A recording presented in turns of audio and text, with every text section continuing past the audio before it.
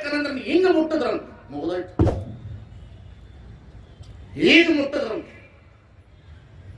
ಏನು ಗೊತ್ತಾಗಲಿಲ್ಲ ಸ್ವಾಮಿ ವಿವೇಕಾನಂದನಿಗೆ, ಜಗತ್ತಿಗೆ ಸ್ವಾಮಿ ವಿವೇಕಾನಂದ. ಅರವಿಂದರು ಮಾತಾಜಿಯನ್ನು ಹೀಗೆ ಮುಟ್ಟಿದ್ರಂತ.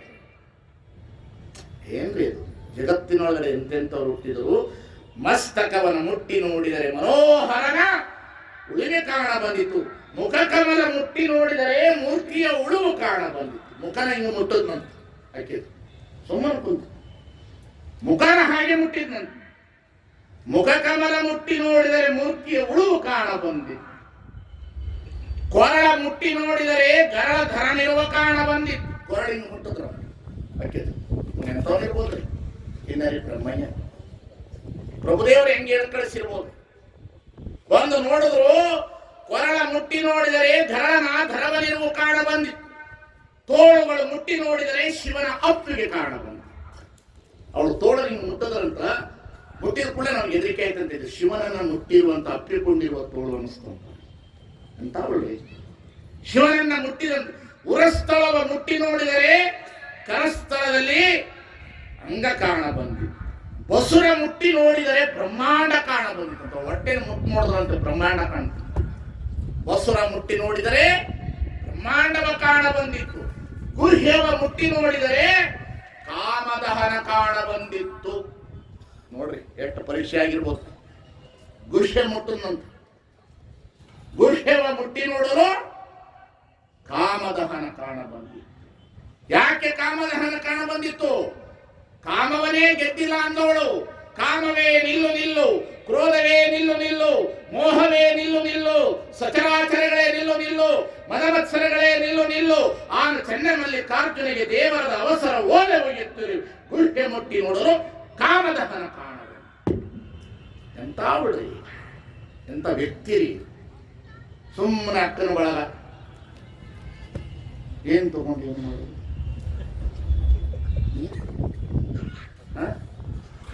ಎಷ್ಟು ಸುಂದರ ಬದುಕು ಕಟ್ಟಿದ್ಲು. ಕಾಮದಹನ ಮುಟ್ಟಿ ನೋಡಲು ಆವಾಗ ಅನ್ನಂತೆ ಕೂಡಲ ಸಂಗನ ಶರಣರ ಜೊತೆಯಲ್ಲಿ ಮರೆತು ಸರಸವಾಡಿದರೆ ಸುಣ್ಣದ ಕಲ್ಲು ಮಡಿಲಲ್ಲಿ ಕಟ್ಟಿಕೊಂಡು ಬಡುವ ಬಿದ್ದಂತೆ ಅಂತ ಆಯ್ತು. ಇದು ಸಾಮಾನ್ಯವಾದಂತ ಹೆಣ್ಣಲ್ಲ ಇವಳು.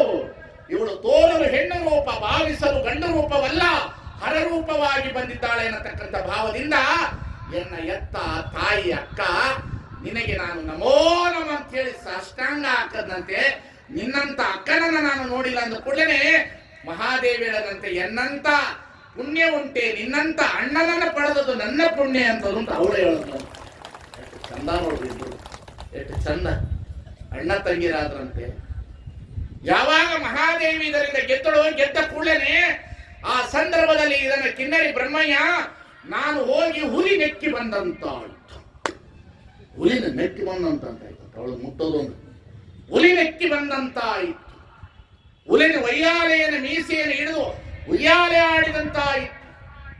ಇಂತಹ ಮಹಾದೇವಿನ ಪರೀಕ್ಷೆ ಮಾಡಿ ಪ್ರಭುದೇವರ ಅನುಭವ ಮಂಟಪದಲ್ಲಿ ಕೂತಿದ್ರು. ಅನುಭವ ಮಂಟಪದೊಳಗಡೆ ಬಂದು ಹೇಳಿದ್ರು, ಮಹಾದೇವಿಯನ್ನ ಪರೀಕ್ಷೆ ಮಾಡಿ ಬಂದ ನನ್ನ ಪರಿಸ್ಥಿತಿ ಹೀಗಾಗಿದೆ ಪ್ರಭು, ಅದು ಸಾಮಾನ್ಯವಾದ ವಸ್ತು ಅಲ್ಲ, ಅದನ್ನ ನೀನು ಕಳಿಸಿ ನನ್ನನ್ನ ವಯಸ್ಸಿನೊಳಗಡೆ ಇನ್ನೂ ನೀನು ಆಧ್ಯಾತ್ಮಕ್ಕೆ ಗಟ್ಟಿ ಮಾಡದೆ ಅಂತ ಹೇಳದಂತೆ ಕಿನ್ನರಿ ಬ್ರಹ್ಮಯ್ಯ. ಹೇಳಿದಂತಹ ಕಿನ್ನರಿ ಬ್ರಹ್ಮಯ್ಯನಿಗೆ ಸಂತೋಷವಾಯಿತು. ಅನುಭವ ಮಂಟಪದಲ್ಲಿ ಎಲ್ಲರಿಗೂ ಆನಂದ. ಮಾರನೇ ದಿವಸ ಮಹಾದೇವಿ ಅನುಭವ ಮಂಟಪಕ್ಕೆ ಬರುವಂತಹ ಸಂದರ್ಭ.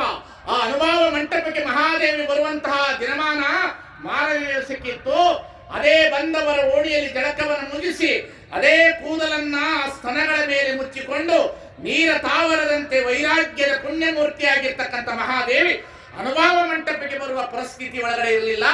ಪೂಜೆ ಮುಗಿಸಿಕೊಂಡು ಮಾರನೇ ದಿವಸ ಅನುಭವ ಮಂಟಪಕ್ಕೆ ಬರಬೇಕಾಗಿತ್ತು. ಪ್ರಭುದೇವರು ಶೂನ್ಯ ಪೀಠದ ಮೇಲೆ ಕುಳಿತಿದ್ರು. ಬಸವಣ್ಣನವರು ಆ ಕಡೆ ಕುಳಿತಿದ್ರು. ಸಿದ್ದರಾಮೇಶ್ವರರು ಈ ಕಡೆ ಇದ್ರು. ಚೆನ್ನಬಸವಣ್ಣನವರು 770 ಜನಗಳು, ಅಕ್ಕನಾಗಮ್ಮ, ಗಂಗಾಂಬಿಕೆ, ನೀಲಾಂಬಿಕೆ, ಪುಣ್ಯದ ಶ್ರೀ, ಕೊಟ್ಟಣದ ಸೋಮವೇ, ಸೂಳೆ ಸಂಕವ ಎಲ್ಲರೂ ಮಹಾದೇವಿಯ ಬರುವನ್ನ ಕಾಣುತ್ತಿದ್ದರು. ಸೂರ್ಯನುದಯ ತಾವರೆಗೆ ಜೀವಾಳ, ಚಂದ್ರನುದಯ ನೈದಿಲಿಗೆ ಜೀವಾಳ, ಪೂರ್ಪರ ಟಾವಿನಲ್ಲಿ ಕೂಟ ಜೀವಾಳ, ಒಲಿದ ಟಾವಿನಲ್ಲಿ ನೋಟ ಜೀವಾಳ, ಕೂಡಲ ಸಂಗನ ಶರಣರ ಬರವೆನೆಗೆ ಪ್ರಾಣ ಜೀವಾಳವಯ್ಯ. ಅಂತಹ ಅನುಭವ ಮಂಟಪ. ಯಾವಾಗ ಪ್ರಭುದೇವರು ಕುಳಿತಿದ್ರು ಮಾರನೇ ದಿವಸ ಮಹಾದೇವಿ ಈ ಅನುಭವ ಮಂಟಪಕ್ಕೆ ಪ್ರವೇಶವಾಗಬೇಕಾಗಿತ್ತು. ಪ್ರವೇಶ ಆಗುವಂತ ಸಂದರ್ಭದಲ್ಲಿ ಎರಡು ಕರಗಳನ್ನು ಹೀಗೆ ಕೈಯಲ್ಲಿ ಮುಗಿದುಕೊಂಡು ಮಹಾದೇವಿ ಅನುಭವ ಮಂಟಪ ಪ್ರವೇಶವಾದಳು. ಯಾವಾಗ ಪ್ರವೇಶವಾದಳು ಪ್ರಭುದೇವರು ಗಂಭೀರವಾಗಿ ಕುಳಿತಿದ್ದರು. ವ್ಯೋಮಕಾಯದ ಸಿದ್ಧಿಯನ್ನು ಪಡೆದವನು, ಸಾಮಾನ್ಯವಾದವನಲ್ಲ. ನಟುವನ ಜಾತಿಯಲ್ಲಿ ಹುಟ್ಟಿದವನು, ಇಡೀ ಅಖಂಡ ಭಾರತವನ್ನು ಸುತ್ತಿದವನು, ನೇಪಾಳದವರೆಗೆ ಹೋಗಿ ಬಂದವನು, ಗೋರಕ್ಷನ ಗರ್ವವನ್ನು ಮುರಿದವನು, ನಾಥ ಪಂಥದಿಂದ ಶರಣ ಪಂಥದ ಕಡೆಗೆ ಬಂದವನು. ಬಸವಣ್ಣನವರನ್ನು ನೋಡಿ ಅದ್ವೈತವನ್ನುಡಿದು ಅಹಂಕಾರಿಯಾದ, ಬ್ರಹ್ಮವನ್ನುಡಿದು ಭ್ರಮಿತನಾದಿ, ಶೂನ್ಯವನ್ನುಡಿದು ಸುಖ ದುಃಖಕ್ಕೆ ಒಳಗಾದನೆಯ, ಆಗ ಸಂಗನ ಬಸವಣ್ಣನಿಂದ ಸಾನ್ನಿಧ್ಯನಾದನೆಯ ಅನ್ನತಕ್ಕಂಥ ಮಾತಿನಲ್ಲಿ ಬಂದಂತ ಪ್ರಭುವು ಗಂಭೀರವಾಗಿ ಕುಳಿತಿದ್ರು. ಮಹಾದೇವಿ ಅನುಭವ ಮಂಟಪವನ್ನು ಪ್ರವೇಶ ಮಾಡಿದ್ರು. ಮಡಿವಾಳ ಮಾಚಿದೇವ ಓಡಿ ಬಂದು ತನ್ನ ಮಡಿಯನ್ನು ಹೀಗೆ ಹಾಸಿದ.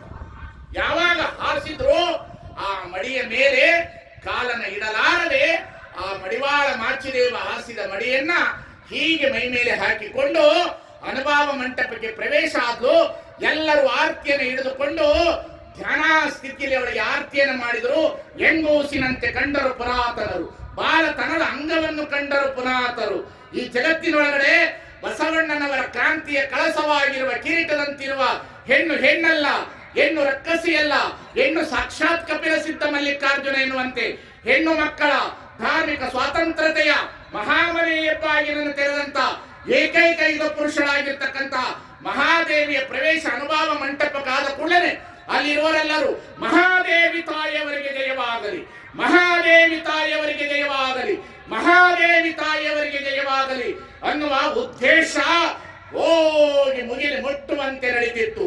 ಮಹಾದೇವಿ ತಾಯಿಯವರಿಗೆ ಜಯವಾಗಲಿ ಎಂದು ಕೂಡಲೇ ಪ್ರಭುದೇವರು ಗಂಭೀರವಾಗಿ ಕುಳಿತವರು, ಸಾಕು ನಿಲ್ಲಿಸಿ ನಿಮ್ಮ ಬೂಟಾಟಿಕೆಯ ನಾಟಕವನ್ನು. ಯಾರು ನೀನು?